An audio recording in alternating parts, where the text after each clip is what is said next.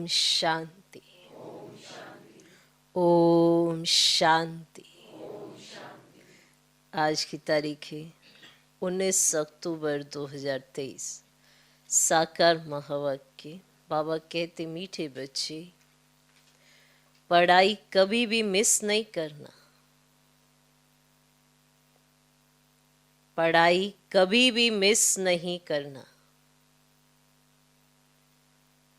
पढ़ाई का शौक तब रहेगा जब पढ़ाने वाले बाप में अटूट निश्चय होगा। पढ़ाई का शौक तब रहेगा जब पढ़ाने वाले बाप में अटूट निश्चय होगा। निश्चय बुद्धि बच्चे ही सर्विस कर सकेंगे।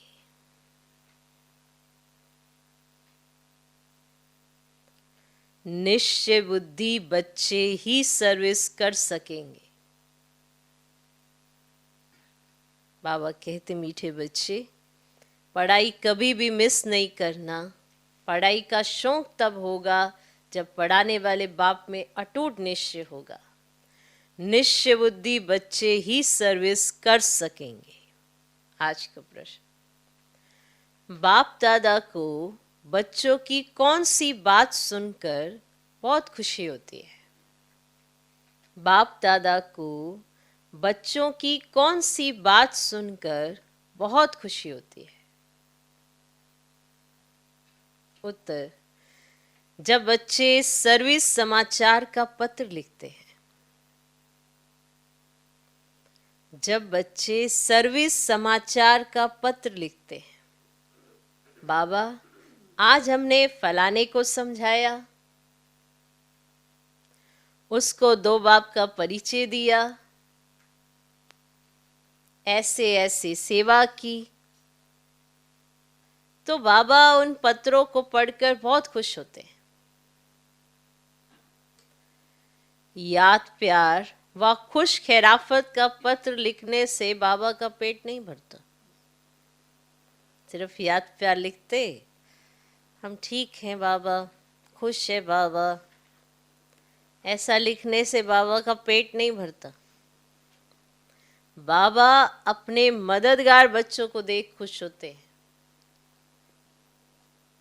बाबा अपने मददगार बच्चों को देख खुश होते हैं। इसलिए सर्विस करके समाचार लिखना है। बाप दादा को बच्चों की कौन सी बात सुनकर बहुत खुशी होती है? जब बच्चे सर्विस समाचार का पत्र लिखते हैं, बाबा आज हमने फलाने को समझाया, उसको दो बाप का परिचय दिया, ऐसे ऐसे सेवा की, तो बाबा उन पत्रों को पढ़कर बहुत खुश होते हैं।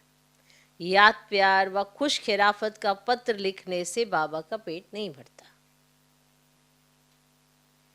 बाबा अपने मददगार बच्चों को देख खुश होते हैं। इसलिए सर्विस करके समाचार लिखना है। ठीक, आज का गीत है, चलो चले माँ। ओम शांति। बच्चे जानते हैं कांटों से फूलों की दुनिया में जाना है। सत्युगी दुनिया को दैवी फूल ही कहेंगे। कलयुग में मनुष्य हैं कांटे में सर, एक दो को तंग करते, दुख देते रहते हैं। तुम बच्चे अब खुश होते हो कि चलो अब हम अपने उस दैवी फूलों के सुखधाम में चले। चलने का भी राज समझना है। चलेंगे तब जब अच्छी रीति पढ़ेंगे। पहले तो निश्चय चाहिए पढ़ाने वाला कौन है।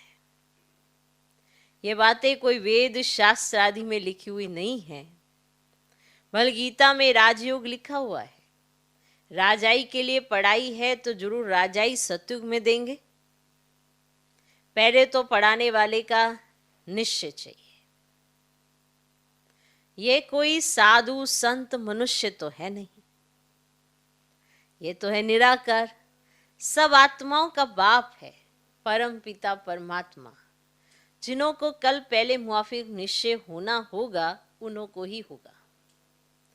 तुम देखते हो फूलों की दुनिया स्वर्ग में चलने के लिए हर एक का अपना अपना पुरुषार्थ है। पहले जब निश्चय हो तो झट पढ़ाई में लग पड़े। शास्त्रों में कृष्ण भगवानुवाच लिख दिया है, साथ साथ लिखा भी है रुद्र ज्ञान यज्ञ। अब ये तो ज्ञान की बातें हो गई। मनुष्यों ने फिर श्री कृष्ण को काठ की मुरली दे दी है। गायन भी है ना कि तेरी मुरली में जादू है खुदाई। अब काठ की मुरली में तो खुदाई जादू हो ना सके। वे तो मुख से मुरली बजा सकते हैं, श्री कृष्ण का बचपन ही दिखाते हैं, आपस में खेलते कूदते रहते हैं। ये बातें बड़ी समझने लायक है। अब ये तो बच्चे समझ गए हैं कि ये बरोबर राजयोग है, अर्थात राजाई प्राप्त करने की पढ़ाई कराने वाले के साथ योग। वे सम्मुख आकर पढ़ाते हैं। इसमें एक काठ के मुरली की कोई बात ही नहीं है। ये बातें ही निराली है। ये किसको भी पता नहीं है कि निराकार भगवान स्वयं आकर पढ़ाते हैं। अब श्री कृष्ण के लिए भी कहते हैं उनकी मुरली में खुदाई जादू है, तो खुदा और हो गया ना। क्लियर? उनकी मुरली में खुदाई जादू है तो खुदा और हो गया ना। श्री कृष्ण को खुदा नहीं कहेंगे, खुदा तो खुदा ही है, उनको ही जादूगर कहते हैं। जादूगर स्वयं आकर जादूगरी दिखलाते हैं, साक्षात्कार कराते हैं, फिर भी ऊंच पद प्राप्त कराने लिए पढ़ाते हैं। मीरा ने भी बैकुंठ देखा और डांस की, परंतु वे राजयोग नहीं सीखी। राजयोग की बात कोई भी शास्त्र में नहीं है। मीरा को पढ़ाने वाला तो कोई नहीं था। मीरा का नाम भी भक्तमाला में है। अब यह है ज्ञानमाला। रात दिन का फर्क है। तुम समझ गए हो, हम जितना ज्ञान उठाएंगे उतना उच्च बनेंगे। बरोबर भक्तमाला भी है, उनमें भी नंबरवार है। उनों के नाम तो मशहूर है। अब ये ज्ञान कोई में भी नहीं है, तो समझाना चाहिए ये ज्ञान देने वाला वे अथॉरिटी बाप है, जिसके लिए कहा जाता है ब्रह्मा मुख कमल से ब्राह्मण रच उनों को सभी वेदों शास्त्रों का सार सुनाते हैं। शिव बाबा को तो शास्त्र दे ना सके, क्योंकि वे तो है निराकार, तो ब्रह्मा द्वारा समझाते हैं। ये युक्ति रची है। परंतु ये सब बातें समझाने वाला वे एक है, दिखलाते भी हैं, ब्रह्मा द्वारा सार बतलाते हैं, तो जरूर समझाने वाला कोई दूसरा है ना।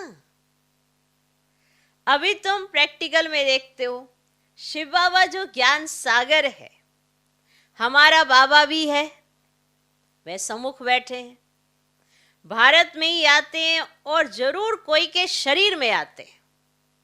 यह ब्रह्मा का शरीर है, प्रजापिता ब्रह्मा भी होना जरूरी है। बरोबर प्रजापिता ब्रह्मा द्वारा ही बाप आकर ब्राह्मण धर्म रचते हैं। धर्म कैसे रचा जाता है यह भी तुम जानते हो। तुम प्रैक्टिकल में ब्रह्मा की संतान हो, कहते हो हम ब्राह्मण ब्राह्मणियां हैं, बाप से वर्षा ले रहे हैं। फॉलोअर तो कभी वर्षा ले ना सके, बच्चे ही बाप से वर्षा लेते हैं। तुम आकर बेहद के बाप के बने हो। क्राइस्ट के फॉलोअर्स कहेंगे बच्चे नहीं, बुद्ध के गुरु नानक के फॉलोअर ही कहेंगे बच्चे नहीं। यहां तुम बच्चे हो।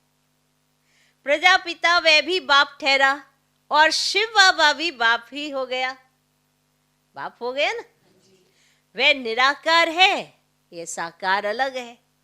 इस साकार द्वारा ही शिव बाबा ने बच्चों को रचा है। अब तुम्हारे में भी कोई को तो पक्का निश्चय है, कोई को नहीं है। लॉटरी है बहुत बड़ी। तुमको अपने शरीर निर्वाह अर्थ कर्म भी करना है और फिर ये ज्ञान भी सीखना है। उस पढ़ाई में बहुत मेहनत करनी पड़ती है। यहां भी बाप कहते हैं एक घड़ी आधी घड़ी पढ़ो जरूर। अच्छा, कोई कारण से रोज नहीं पढ़ सकते हो तो पहले 7 रोज पढ़कर फिर मुरली के आधार पर चल सकते हो। लक्ष्य पकड़ लिया, बाकी है टाल डाल पत्ते आदि को समझना, तो वह सब भी चक्र में आ जाता है। तुमको 84 जन्मों का राज भी समझाया है। झाड़ में डिटेल है और चक्र में नटशेल है। हाँ, शॉर्ट में बताया, समझाया भी है। ये वैरायटी मनुष्य सृष्टि के धर्म है।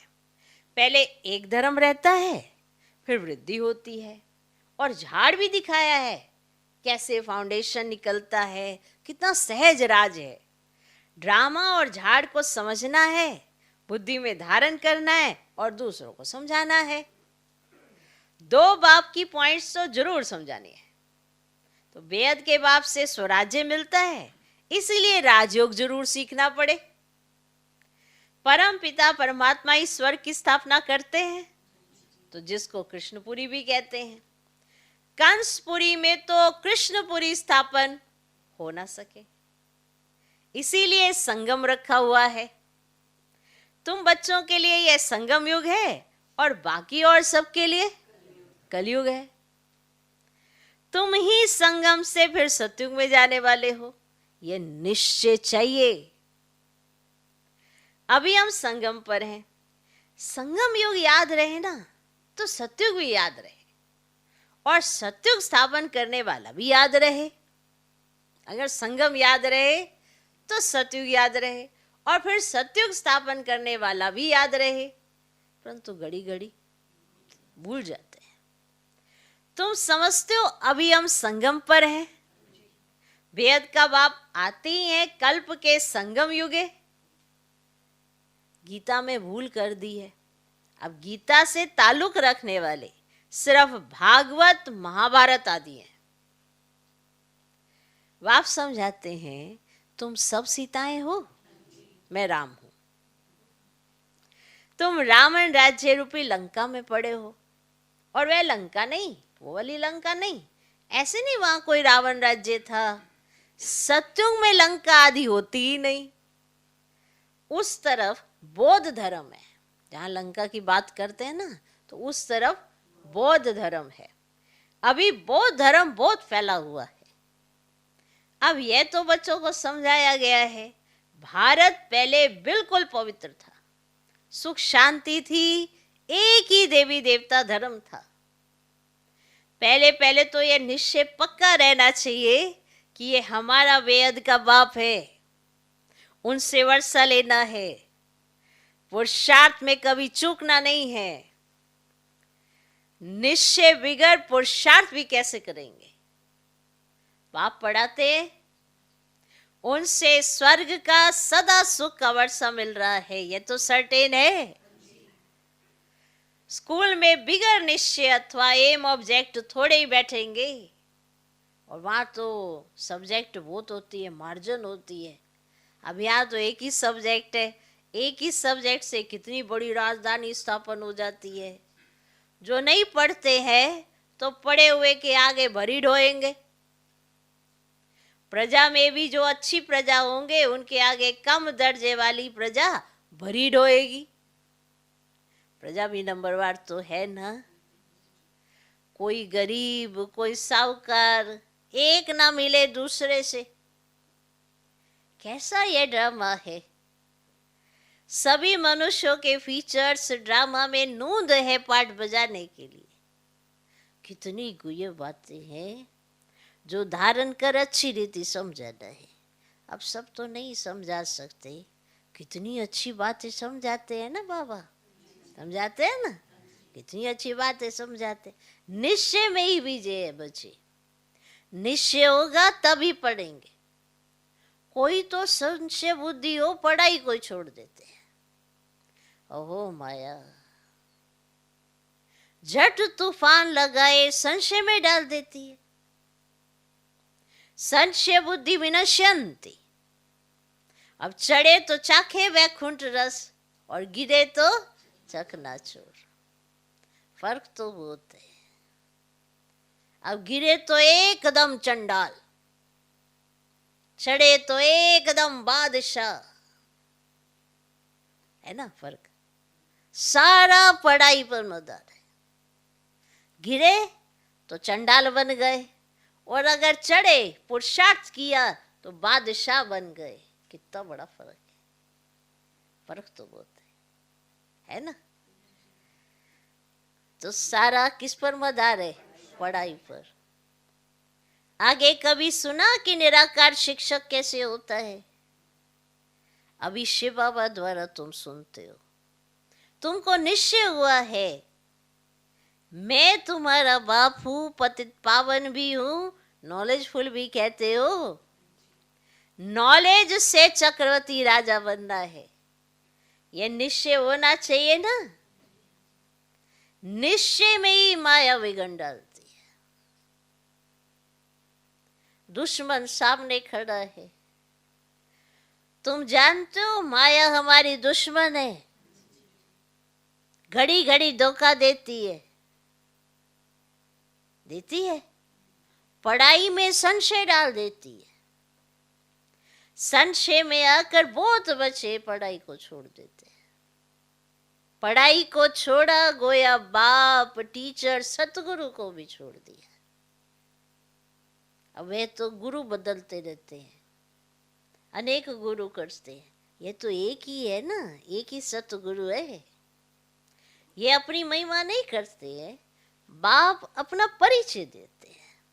भक्त लोग तो गाते रहते हैं ना, शिवाय नमः, तुम मात पिता हम बालक तेरे, लेकिन जानते कुछ भी नहीं, सिर्फ कहते रहते हैं, पूजा करते रहते हैं। और तुम अभी जान गए हो शिव कौन है।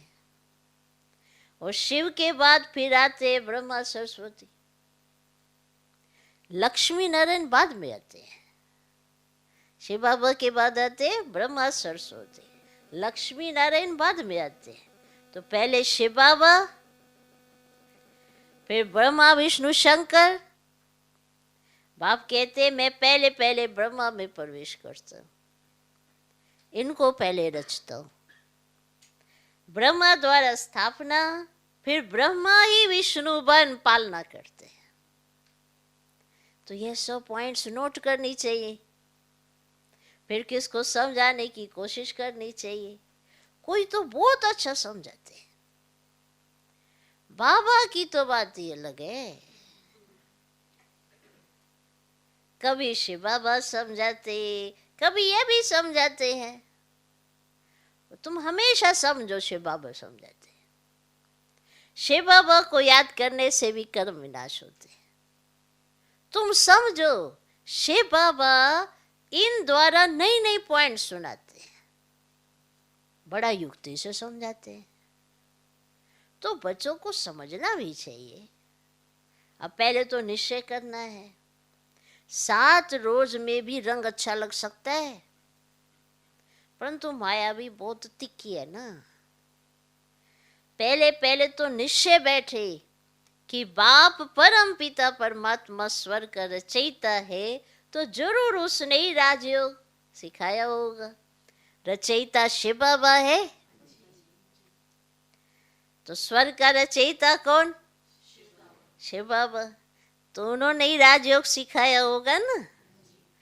श्री कृष्ण सिखला ही ना सके, उनका आना ही सतयुग में होता है। और स्वर्ग का रचयिता शिव बाबा है। देखो स्वर्ग में सबसे पहला प्रिंस श्री कृष्ण है। वो तो बाद में आ ना सके ना, राजयोग सिखाने थोड़े ही आएंगे। स्वर्ग का रचयिता शिव बाबा है। अगर कोई कहे श्री कृष्ण के तन में आया, परंतु श्री कृष्ण तो उस रूप में आ ना सके। श्री कृष्ण के तन में नहीं, श्री कृष्ण की आत्मा के अंतिम जन्म में शिव बाबा आते हैं। कितना वंडरफुल बात है, सोचो।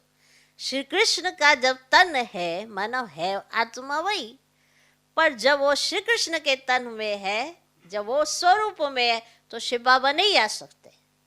वो तो संपूर्ण है ना। उस समय तो प्रकृति भी सत्व प्रधान है, सभी आत्माएं भी सत्व प्रधान है, जो भी पास में, तो किसको सत्व प्रधान बनाने आएंगे?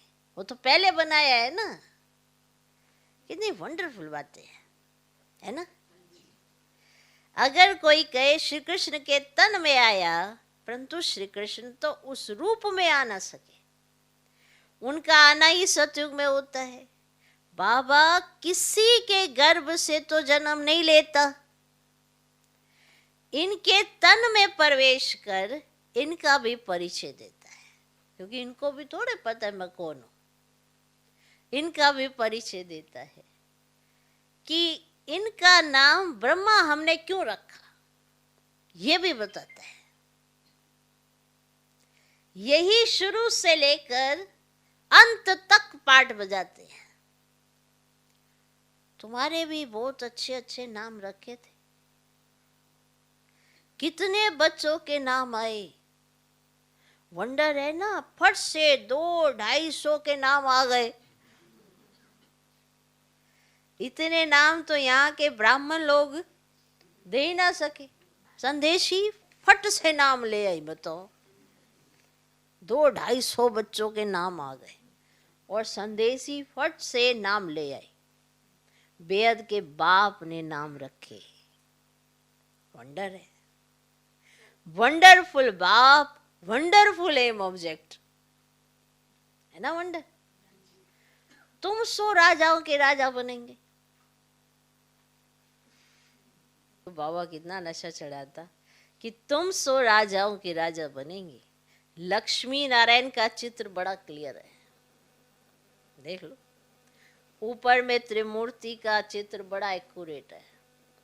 84 जन्म भी जरूर लेने हैं, और कलयुग का अंत पतित और सत्ययुग की आदि पावन। तो बच्चों को सर्विस का सबूत देना चाहिए। बाबा हमने भी ये छोटे छोटे पर्चे छपवाए, ऊपर में शिव, त्रिमूर्ति और 2 बाप का परिचय हो, तो ये पॉइंट्स जरूर होने चाहिए। ऐसे ऐसे पर्चे छपवा कर खूब सर्विस करके समाचार देना चाहिए, तब बाप की दिल पर चढ़ेंगे। चिट्ठी सिर्फ खुश खैराफत की नहीं, सर्विस करके समाचार लिखना है कि बाबा ये सर्विस की। सिर्फ याद प्यार लिखने से बाबा का पेट क्या भरेगा। आज फलाने को समझाया, आज पति की सर्विस की, बहुत अच्छा, खुश हुआ, ऐसे ऐसे सर्विस की, समाचार बाबा को लिखना है। 2 बाप की पॉइंट्स मुख्य है, तो बेअद का बाप है ही स्वर्ग का राज्य भाग्य देने वाला। तुम कितने मीठे मीठे बच्चे हो। बाप समझाते ये सब एडॉप्टेड चिल्ड्रन हैं। इतने सब तो धर्म के बच्चे ही हो सकते हैं, वे धर्म के फॉलोअर्स होते हैं, या तुम बच्चे हो। बाप भी ऐसे बच्चों को देख खुश होते हैं, ये सब हमारे बच्चे हैं। अभी अंत का पाठ बजा रहे हैं, स्वर्ग की स्थापना में मदद करने लिए मेरे साथी बने हैं। तो यह है रुद्र शिव बाबा का राजसव अश्वमेघ ज्ञान यज्ञ। शिव बाबा स्वर्ग की स्थापना कैसे करते हैं? पहले ब्रह्मा और ब्राह्मणों द्वारा रुद्र ज्ञान यज्ञ रचते हैं, जिससे स्वर्ग की स्थापना होती है। तो जरूर ब्राह्मणों को ही यज्ञ संभालना है। अच्छा, मीठे मीठे सिकिलदे बच्चों प्रति माता पिता बाप दादा का याद प्यार और गुड मॉर्निंग। रूहानी बाप की रूहानी बच्चों को नमस्ते। हम रूहानी बच्चों के भी रूहानी बाप को नमस्ते नमस्ते नमस्ते। Good morning good morning good morning. धारणा के लिए मुख्य सर पहला पॉइंट, निश्चय बुद्धि बन पढ़ाई करनी। कभी भी किसी बात में संशय नहीं उठाना है, निश्चय में ही विजय है। निश्चय बुद्धि बन पढ़ाई करनी है, कभी भी किसी बात में संशय नहीं उठाना है, निश्चय में ही विजय है। दूसरा पॉइंट,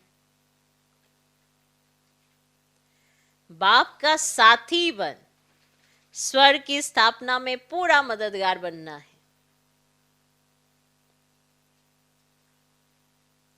बाप का साथी बन स्वर्ग की स्थापना में पूरा मददगार बनना है।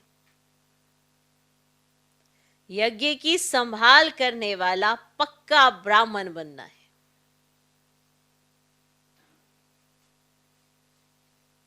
यज्ञ की संभाल करने वाला पक्का ब्राह्मण बनना है। आज का वरदान, ज्ञान स्वरूप बन, कर्म फिलॉसफी को पहचान कर चलने वाले, कर्म बंधन मुक्त भव।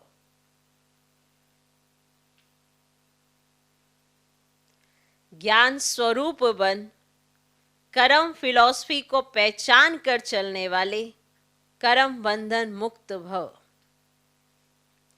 कई बच्चे जोश में आकर सब कुछ छोड़ किनारा कर तन से अलग हो जाते हैं, लेकिन मन का हिसाब किताब होने के कारण खींचता रहता है। माना मन से जुड़े रहते हैं और सोचते बस छोड़ के भाग के आ जाए, तन से दूर होना चाहते हैं। अब मन का तो बंधन उनके साथ है ही है, कर मन का हिसाब किताब है उनके साथ, तो तन से भाग कर आएंगे और मन खींचता रहेगा पीछे, बुद्धि जाती रहती है। यह भी एक बड़ा विघन बन जाता है। माना ऐसा जोश आया कि बस छोड़ के सब बाबा के पास चले जाए, चले आए, और हिसाब किताब तो था ना अभी, तो मन वहीं पे रह गया उनके साथ ही।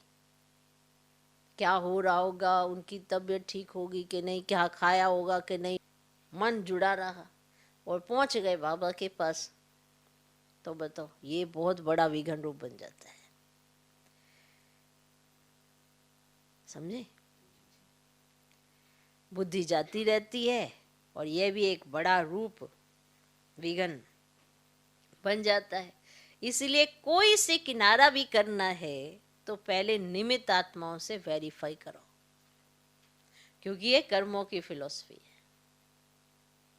जबरदस्ती तोड़ने से मन बार बार जाता रहता है, बार बार वहीं जाएगा, बार बार वहीं जाएगा। जबरदस्ती तोड़ा, जबरदस्ती छोड़ के आ गए, जोश आया छोड़ दिया, और फिर आ तो गए पर फिर बार बार मन जाता रहता है। तो ज्ञान स्वरूप होकर कर्म फिलॉसफी को पहचानो और वेरीफाई करो, तो सहज कर्म बंधन से मुक्त हो जाएंगे। तो इसीलिए ये कर्म फिलॉसफी है, इसको पहचानो और फिर वेरीफाई कराओ, तो सहज कर्म बंधन से मुक्त हो जाएंगे। आज का स्लोगन, अपने स्वमान की सीट पर सेट रहो। अपने स्वमान की सीट पर सेट रहो।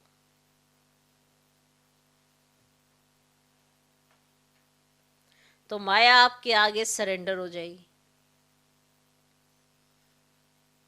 माया को सरेंडर कराना है ना, तो अपने स्वमान की सीट पर सेट रहो। जो बाबा ने हमको स्वमान दिया है, इतना ऊंचा मान दिया है, उसमें स्थित हो जाओ। हम क्या कहते हैं, सीट से उतरकर माया से निपटने जाते हैं। अब सीट ही नहीं है तो माया किसके आगे सरेंडर होगी। तो अपने स्वमान से हटकर अभिमान में आ जाते हैं और फिर सोचते हैं कि अब हम कुछ करेंगे इस माया का, और अभिमान में माया ने लाके खड़ा कर दिया, स्वमान छूट गया, तो माया कहाँ सरेंडर होगी। माया तो जानती है तुम उसके ही अस्त्र शस्त्र इस्तेमाल कर रहे हो, उसी के अंडर हो। तो अपने स्वमान की सीट पर सेट रहो, तो माया आपके आगे सरेंडर हो जाएगी। ओम शांति।